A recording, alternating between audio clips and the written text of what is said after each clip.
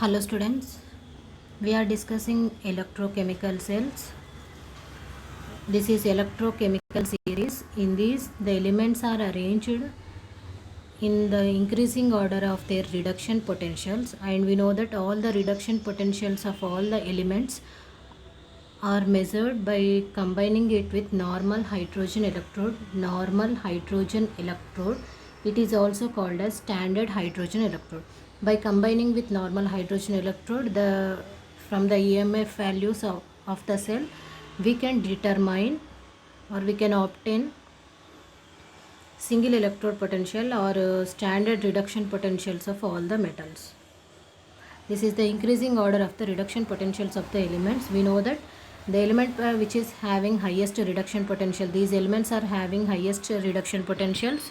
They will prefer to undergo reduction, so they behave like cathode, and the elements which are present in the top will behave like anode because they prefer to undergo oxidation. Their reduction potentials are less, so they prefer to undergo oxidation, so they behave like anode, and bottom elements will behave like cathode. If any two elements if we take this tin and lead as two electrodes, tin will act as tin which is having less reduction potential, whereas lead is having more reduction potential than tin, so lead will behave like cathode and tin will behave like anode. Now let us see the significance of this series and what information we are going to get from this series. From this series we can predict which electrode is behaving like anode and which electrode will behave like cathode. And the elements in the bottom are having more reduction potential, so they prefer to undergo reduction, and when that means they are ready to take electrons. They will take electrons from other species. Suppose if it is attached to some compound like X, when these metals are added to when these elements are added in their ionic form are added to these compounds, as these metals are having the tendency to undergo reduction or having more reduction potential, they will take the electrons from these compounds and themselves take the electrons and get converted or reduced to metal atoms, and at the same time they oxidize these compounds. So the bottom elements are having more reduction potential, they will undergo more reduction, so they will oxidize other species. So the bottom elements are used as oxidizing agents. That is why in organic chemistry we see as copper plus 2 as an oxidizing agent in Felling's reagent. Ag plus is used as an oxidizing agent in Tollens reagent. We see chlorine oxidation in the presence of chlorine, oxidation in the presence of bromine. So all these elements are used as oxidizing agents in organic chemistry. And these elements have very less reduction potential, so they do not prefer to undergo reduction. Instead they will give electrons and undergo oxidation. So as they are giving electrons, other species will take the electrons given by these elements. That means they are reducing other species, so these are the powerful reducing agents. All these are the powerful reducing agents: lithium, sodium, calcium, magnesium, zinc, iron, tin, all these are powerful reducing agents. So in organic chemistry we see the reducing agents like tin in the presence of HCl, lithium as a reducing agent, sodium metal in sodium amalgam is used as reducing agent, zinc in the presence of HCl is used as reducing agent. All these elements are used as reducing agents because they have very high oxidation potential or very low standard reduction potential values. And in the previous video we have seen that when zinc metal is placed in copper sulfate solution, we have seen that zinc rod is dissolving and copper is precipitating. If we place copper rod in zinc sulfate solution, no reaction will take place. So some metals can be placed in other salt solutions, but some metals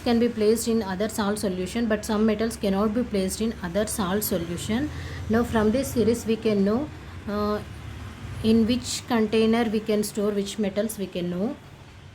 You see here, the reaction will take place in this way. The left element in the above the series will react with the right element of one row will react with left elements in the bottom rows. Either so tin will react with lead plus 2 and convert lead plus 2 to lead, and itself get reduced to tin plus 2. In the same way, where is zinc is here and copper is here. So zinc will react with copper plus 2 and convert copper plus 2 to copper, so that is why we are seeing copper is depositing, and at the same time zinc is getting converted to Z plus 2. So the reaction goes like this in the form of a Z. So always the reaction will take place between these diagonal elements only. The elements on the same side will not react, and the elements of this side also do not react. Only the diagonal elements, also the diagonal starting from right to left only, they will only react. So if you place copper in zinc sulfate, it is not in the in our rule diagonal, so these two will not react. So if you place copper in zinc sulfate solution, it will not react.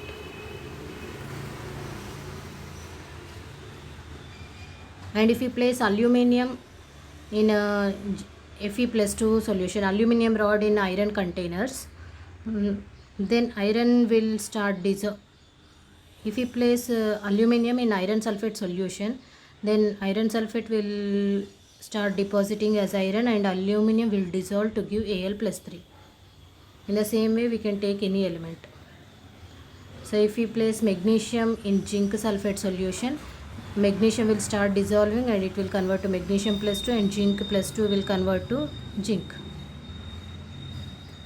So in this way we can know which element is going to react with which salt solution.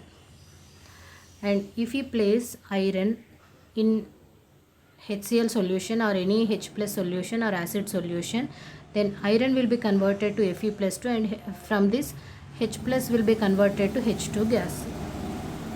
And any element above this hydrogen can react with acid solution and liberate hydrogen. All these elements can react with H plus and liberate H2 gas. All these elements can react with acid and liberate H2 gas.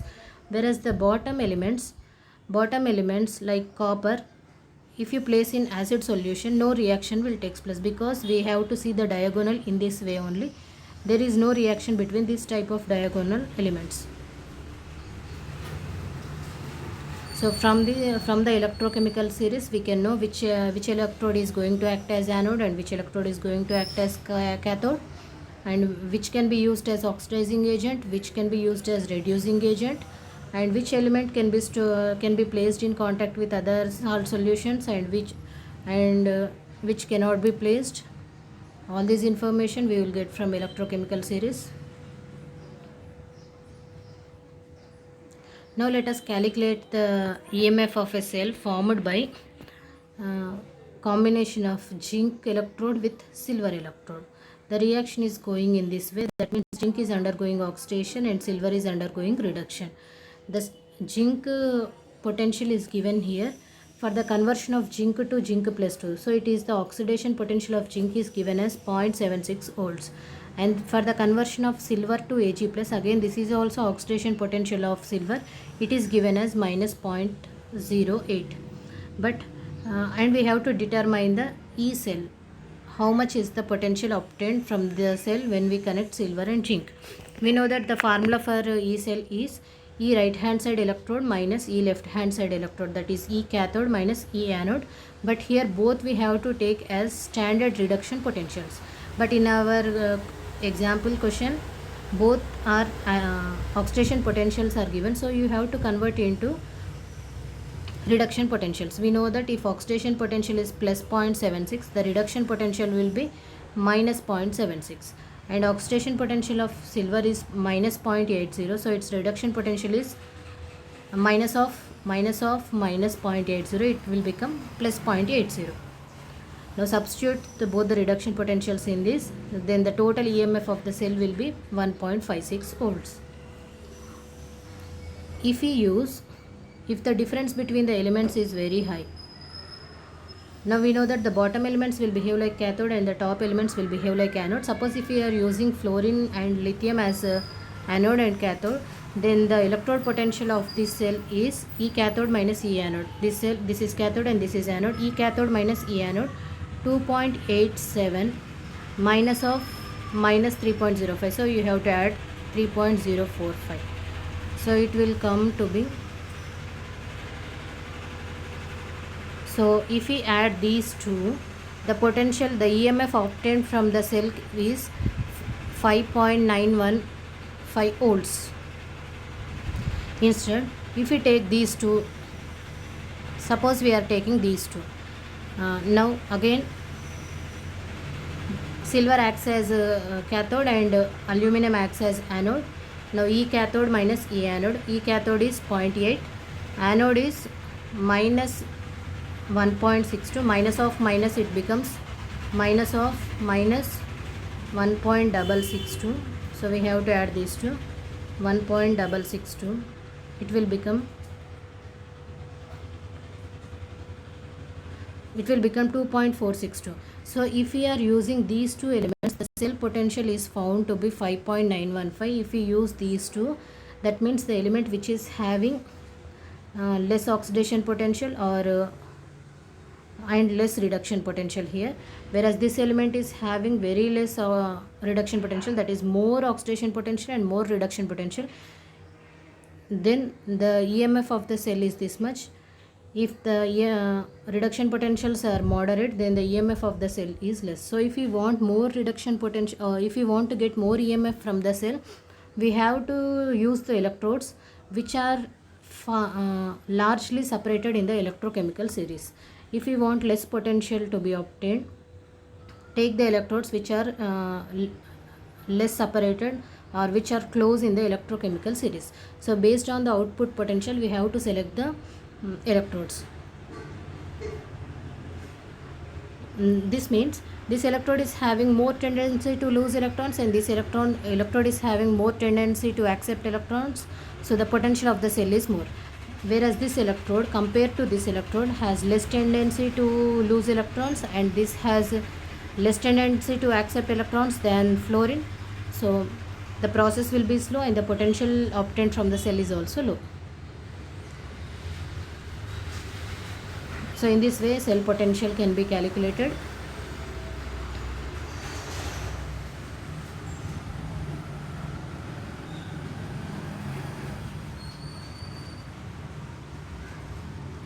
Now let us discuss about secondary reference electrode, that is Calomel electrode. We have discussed about reference electrode or primary reference electrode, that is normal hydrogen electrode or standard hydrogen electrode. But there are some limitations to this electrode, normal hydrogen electrode. The limitations are, in this we have to make the hydrogen gas to be adsorbed on the platinum foil.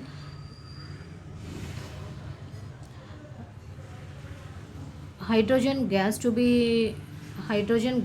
is made to be adsorbed on the platinum foil and it should be maintained at the pressure of 1 atmosphere. So maintaining at constant atmospheric pressure of 1 atmosphere is not easy. So it is not easy to handle, it is difficult to handle, and it cannot be used in a solution containing oxidizing and reducing agent. So suppose there is KMnO4 solution which is an oxidizing agent, it cannot be used in the presence of these type of reagents. And sulfur arsenic containing solutions, if the electrolyte solution contains sulfur or arsenic, it will poison the platinum foil. So in presence of all these type of compounds, hydrogen electrode cannot be used and its maintenance is not easy. So instead of using hydrogen electrode, always another secondary reference electrode is used. The secondary reference electrode is Calomel electrode. Hg2Cl2 is called as mercurous chloride. In this, it is having the ion Hg2 2+. This ion is called as mercurous or Hg+. Hg+ ion is called as mercurous. So mercurous chloride is called as Calomel and this electrode is called as Calomel electrode. Now let us see the setup of this electrode. Here for constructing a half cell, we need a metal should be in contact with metal salt solution.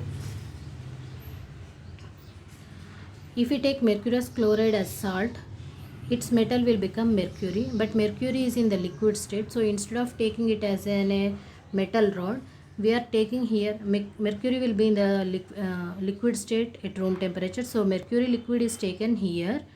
It is a liquid metal. It is taken here, and above this paste of mercuric chloride, mercurous chloride, Hg2Cl2 is taken, and above this KCl solution is taken. That may be KCl solution may be 0.1 molar, or a saturated solution of KCl is taken. And this is the setup of calomel electrode. And a platinum wire is inserted into the mercury. With this an electrical circuit, or it can be connected to other half cell. So this is calomel electrode. With the platinum wire it is connected to other electrode, and in this way a cell is constructed. Now same like hydrogen electrode, again calomel electrode can either undergo oxidation or reduction. It depends upon the electrode to which it is attached. Suppose calomel electrode is acting like anode. Anode means oxidation should take place, that is loss of electrons. In that case 2Hg will lose its 2 electrons and convert to Hg to 2 plus. If Hg loses electrons, it will convert to Hg plus. If 2Hg loses 2 electrons, it will convert to Hg to 2 plus, and it will release 2 electrons. Now the formed Hg to 2 plus will take Cl minus ions from KCl solution and convert to Hg to Cl2 This is again a precipitate or a sparingly soluble salt. It appears as a precipitate or in the paste of Hg to Cl2. Now the overall anode reaction can be written as, so these two will get cancelled. 2Hg plus 2Cl minus gives rise to Hg to Cl2 plus 2 electrons. And if it acts as a cathode, reduction will take place. Reduction will be means accepting electrons. Electrons will be taken by not Hg species, but these will be taken by Hg to 2 plus. But Hg to 2 plus is not present freely. It is present in the form of Hg to Cl2 in the paste. So Hg to Cl2 will undergo ionization, Hg to 2 plus plus Cl minus, if you consider this ionization. Then Hg to 2 plus will take 2 electrons to convert to Hg. Now overall reaction can be written like this. These two will cancel. Hg to Cl2 plus 2 electrons gives rise to 2Hg plus 2Cl minus. So if it is acting like anode, the reaction is this one. If it is acting like cathode, if it is acting like anode, oxidation should take place. Oxidation will be taken place by metal atom. So start with metal. Reduction means already charged species will take electrons. Charged species means Hg to 2 plus, but Hg to 2 plus is not directly available. It is sparingly soluble salt. So start from Hg to Cl2. If it undergoes ionization like Hg to 2 plus plus 2Cl minus, then it will combine with electrons to form Hg. Now if calomel electrode is anode, the cell notation will be like this. We know that Hg is in contact with Hg to Cl2, and which is in contact with KCl. Then here mention the molarity of KCl, salt bridge and cathode. If it is anode, this is the cell notation. If it is cathode, the cell notation is this one. Anode, always we have to write on the left hand side anode, then salt bridge. We can write like this: KCl solution, Hg to Cl2, and it is getting converted to Hg.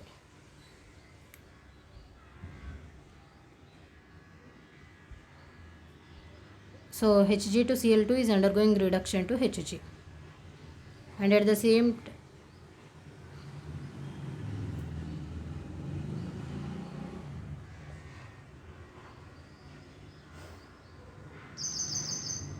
Now this is used as a secondary reference electrode. The potential of this electrode, calomel electrode, is first determined by uh, combining with hydrogen electrode. By combining with hydrogen electrode,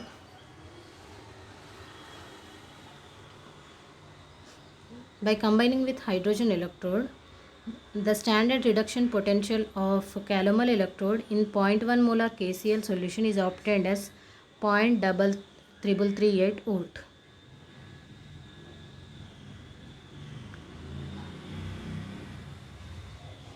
And for if you use KCl solution, a saturated one, then the potential obtained is 0.2415 volt. So by attaching with hydrogen electrode, the calomel electrode potentials are determined in this way, and we can use these potential values. Earlier we used hydrogen electrode per standard reduction potential as 0, and we calculated arbitrarily, we fixed it as 0, and we calculated the reduction potentials of other elements. In the same way here we have to, now we calculated the standard reduction potentials of calomel electrode by combining with normal hydrogen electrode, and now by using these values we can calculate the standard reduction potentials of other elements. For better illustration, let us see one example here. Calculate the oxidation potential of nickel when it is converting to nickel plus 2 electrode. The EMF of the cell is given here. Hg to Cl2, it is in contact with KCl salt solution, salt bridge, nickel plus 2, its concentration is 1 molar, and nickel metal. The EMF of this cell is 0.49 volt, and the standard reduction potential of saturated calomel electrode is 0.24 volt. In the cell it is given that this is acting like anode and this is acting like cathode, because it is given right. Now E cell formula is E cathode minus E anode, and both should be taken as reduction potentials. E cell equals to, cathode is this one. Now here we have to substitute standard reduction potential of cathode minus standard reduction potential of calomel electrode or anode. Calomel electrode standard reduction potential, it is given as 0.24. So substitute here. E cell is given as 0.49, and simplify this, we will get this. So we obtained standard reduction potential of nickel plus 2 is 0.34. Reduction potential is given this much, but in the question it is asked oxidation potential. We know that oxidation potential is minus of reduction potential, so minus 0.73 volt. So in this way, by combining with calomel electrode, if you want to determine the nickel electrode potential, it is combined with calomel electrode and determined in this way. Let us see when it is combined with hydrogen electrode, same value is there or not. For nickel, 0.73 volts.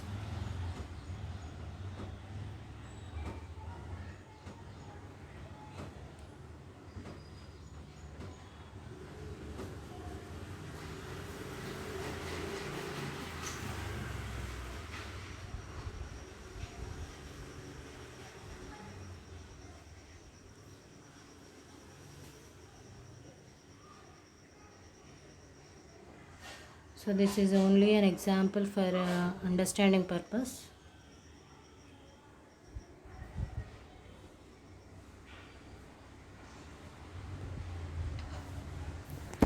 So normal hydrogen electrode maintenance is difficult, so it is secondary reference electrode is used, that is calomel electrode. At first the calomel electrode is potential is calculated by combining it with normal hydrogen electrode. Then the calomel electrode potential value, we know that from this we can determine the potential of other electrodes. Next is Nernst equation.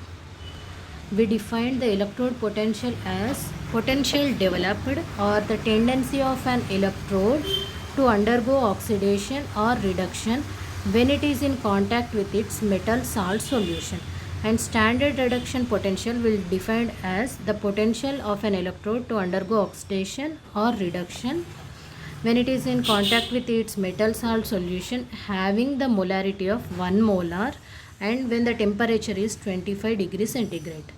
But always the concentration is not 1 molar. The concentration of the electrolyte may be more than 1 molar or less than 1 molar.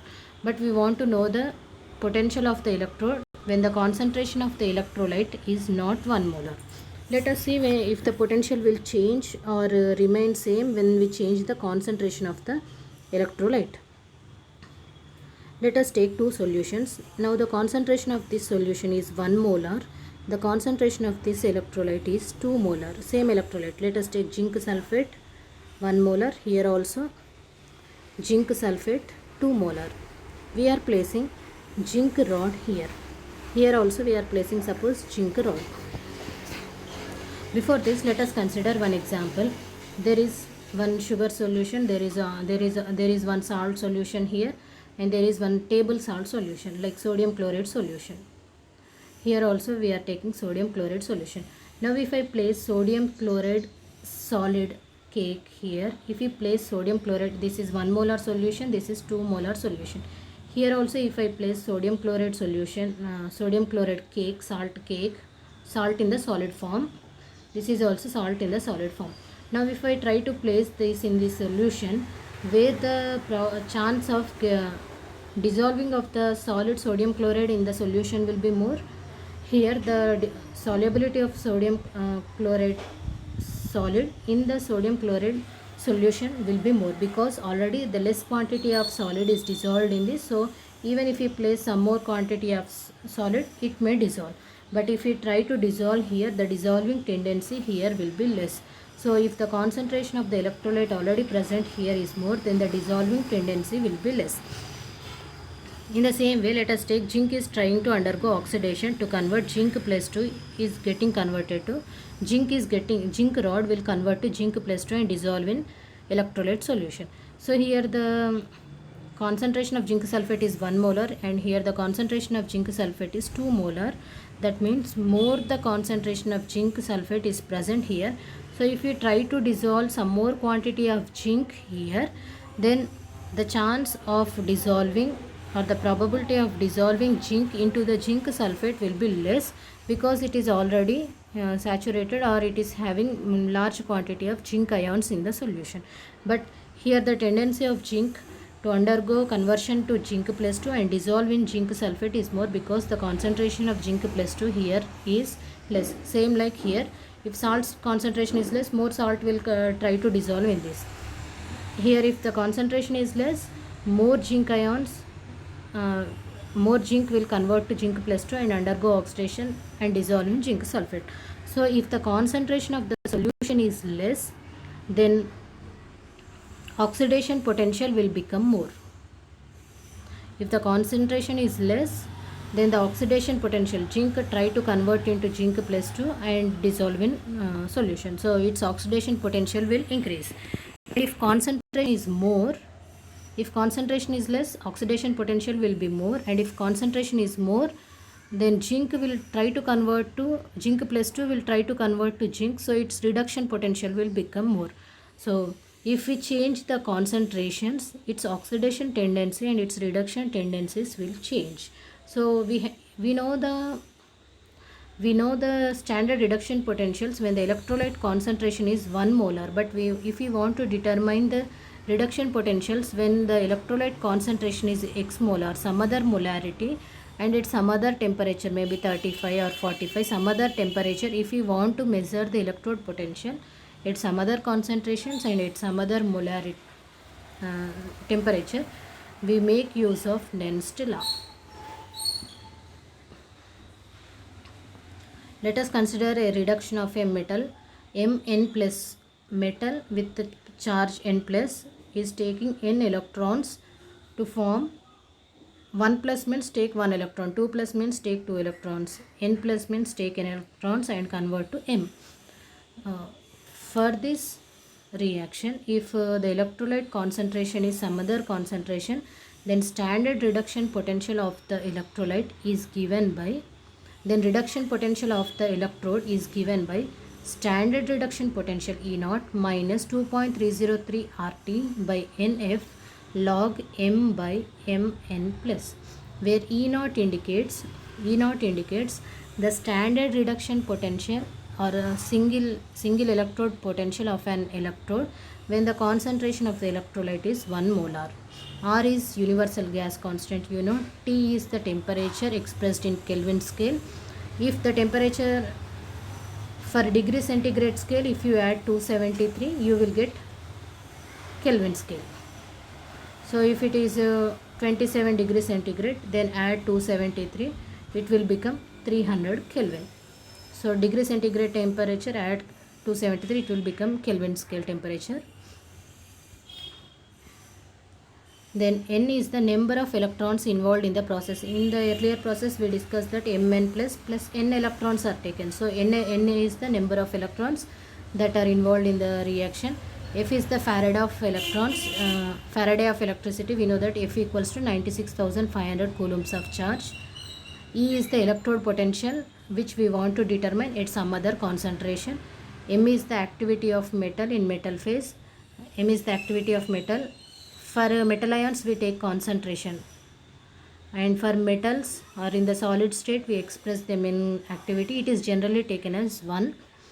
Mn plus indicates the concentration of electrolyte, and it is taken in molarity.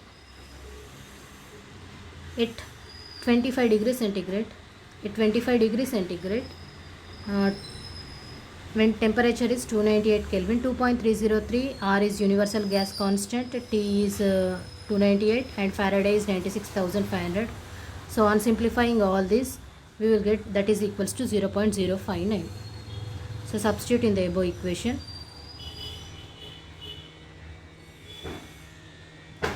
E equals to E naught. In place of all this, we can write as 0.059 by N log M by Mn plus. And for this reaction, metal plus when taken electron is converted to M. So M, in place of M, this is in the product side. So in place of M, we have to write it as product. Mn plus can be treated as reactant.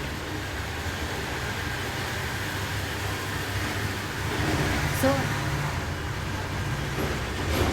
if we know the standard reduction potential of an electrode at one electrode, then by substituting in this equation the concentration of the electrolyte, then we can determine the reduction potential or electrode potential at different concentrations. Let us see one example here.